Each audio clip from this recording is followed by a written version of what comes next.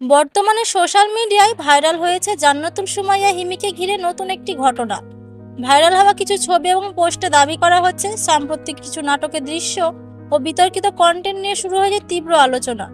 আর সেই ঘটনাকে কেন্দ্র করেই নেট দুনিয়ায় ছড়িয়ে পড়েছে চাঞ্চল্যকর সব গুঞ্জন।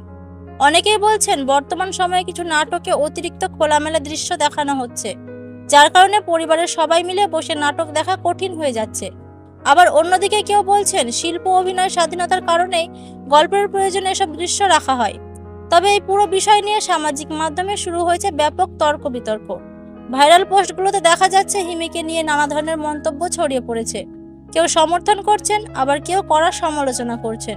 বিশেষ করে তরুণ দর্শকদের একটা অংশ বলছেন বর্তমান নাটকের পরিবেশ আগের মতো নেই, আর সেই কারণে এই বিষয়গুলো নিয়ে মানুষ আরো বেশি কথা বলা শুরু করেছে।